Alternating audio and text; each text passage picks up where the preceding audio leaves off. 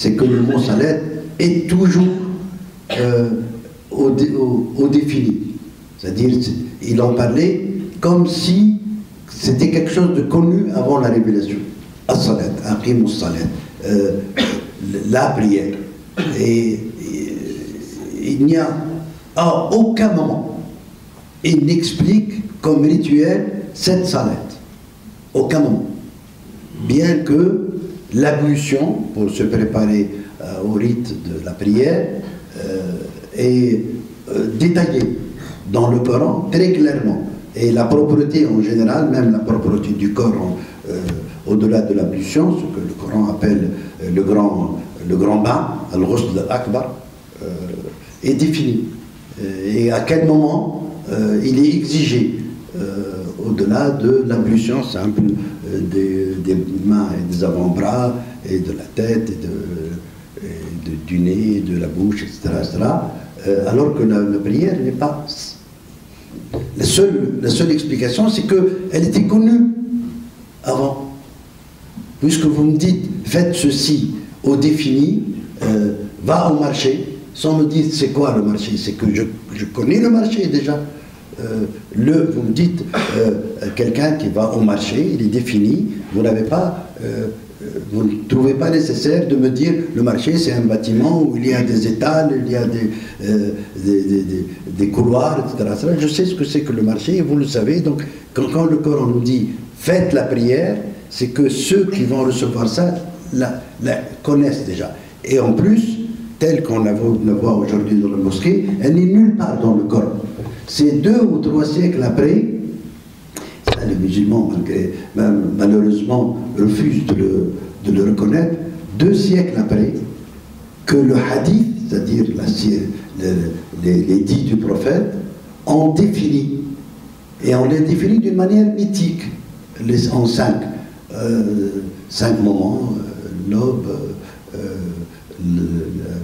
vers midi, l'après-midi, le crépuscule et la fin de la nuit, les 5 prières. Or, tout le monde peut le trouver dans Google maintenant, on n'a pas besoin, même un enfant peut vérifier que c'est la manière de prier des Zoroastriens. Et donc, peut-être qu'il y avait une manière de prier universelle que le Coran a recommandée et finalement qui a été codifiée 2 siècles après. Autre part que dans le Coran. Ça, c'est un très grand problème. Il faudrait que les musulmans le disent et en être fiers. Pourquoi fuir cette question-là? Et moi, je sais que beaucoup de notabilités religieuses, théologiques dans le monde musulman, dont j'ai visité plusieurs pays, refusent cette question. Et ils disent que même 2 siècles après, ce qu'a dit le prophète, c'est venu de Dieu. Maintenant, Radouane ne me contredit pas. Il y a un dit du prophète, soi-disant un dit du prophète, que je ne comprends pas. Moi, j'aimerais, en conclusion, parce que je suis fatigué, ce sera peut-être la dernière question, il m'explique, Radouane, je ne comprends pas, ils disent, un dit du prophète qui dit Dieu t'a donné le Coran et la même chose avec. Ce que nous connaissons 2 siècles après de la Sunna, c'est-à-dire de la tradition prophétique, c'est-à-dire des dits du prophète. Non, il faut résoudre ce problème-là. Il y a un texte premier qui est le Coran. Il s'agit de le comprendre, comme tous les textes. Il s'agit de le comprendre, faire un effort, même si on constate que ce siècle-là, le 21e, on n'a pas compris, on va reporter, on va faire des études, on va approfondir, et surtout remuer l'archéologie, savoir, nous sommes une des religions où il n'y a aucune relique, rien du siècle de l'islam, rien du tout. Cet homme qui était vénéré, que les dits et les siras et les biographies disent qu'il était ultra vénéré, surtout à la fin de sa vie, la moindre des choses de conserver quelque chose de lui, et puis de ne pas conserver quelque chose de lui dans le mensonge, comme ça a été le cas pour le Saint-Suaire. Vous savez que le Saint-Suaire s'est avéré un mensonge.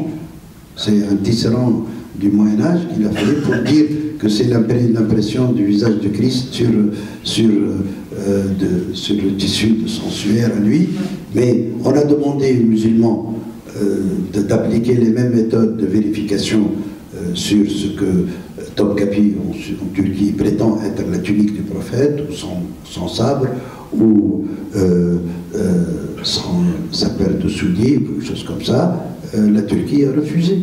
Si c'est démythifié, si ça s'avère mensonger, eh ben, nous sommes libérés d'un mensonge. Il n'y a rien de... Si ça s'avère authentique, nous allons l'admirer comme quelque chose qui vient du prophète. Mais les musulmans n'ont pas encore dépassé cette histoire d'avoir peur pour ce qu'ils ont considéré comme sacré.